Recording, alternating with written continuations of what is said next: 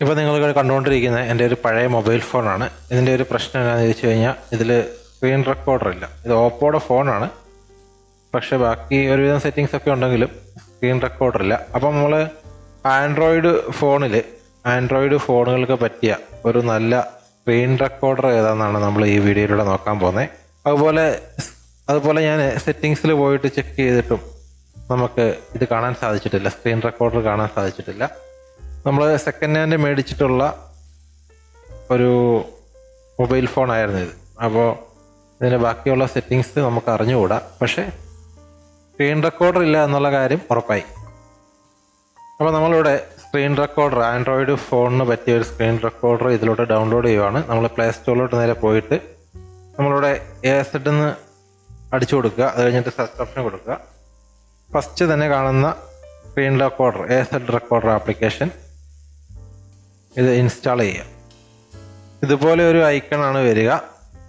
അപ്പോൾ നമ്മളിവിടെ just okay കൊടുത്തു. അത് കഴിഞ്ഞിട്ട് നമ്മൾ നേരെ, അപ്പോൾ ഇതുപോലെ ഒരു സിമ്പിൾ ഇവിടെ വന്ന് കിടക്കും കേട്ടോ,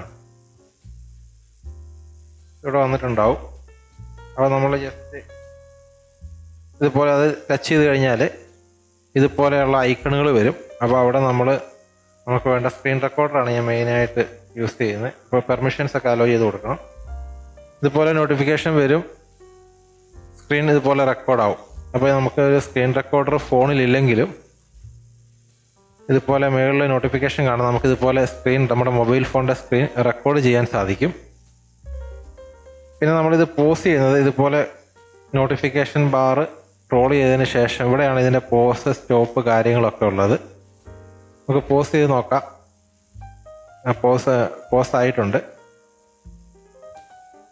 പോസ് ചെയ്ത് നിർത്തിയേക്കും. ഇനി നമ്മളിത് സ്റ്റാർട്ട് ചെയ്യുമ്പോൾ വീണ്ടും ഇത് റെക്കോർഡ് ആവുന്നുണ്ട്. അതുപോലെ ഇവിടെ കുറച്ച് ടൂളുകളുണ്ട്. ടൂൾ എന്താണെന്ന് നോക്കിയേക്കാവേ. സ്ക്രീൻഷോട്ട്, ഇതുപോലെ നമുക്ക് സ്ക്രീൻഷോട്ട് എടുക്കാം. അതുപോലെ കുറച്ച് എഡിറ്റിംഗ് ഓപ്ഷനൊക്കെയാണ് അതിലുള്ളത്. അപ്പോൾ നമ്മൾ ഈ ഒരു സ്ക്രീൻ റെക്കോർഡർ ഞാൻ ഈ ഫോൺ ഉപയോഗിച്ചിട്ട് കുറച്ച് വീഡിയോസ് ചെയ്യാൻ വേണ്ടിയിട്ടാണ് ഇതുപോലെ ഒരു സ്ക്രീൻ റെക്കോർഡർ ഞാൻ ഡൗൺലോഡ് ചെയ്തേക്കുന്നത്.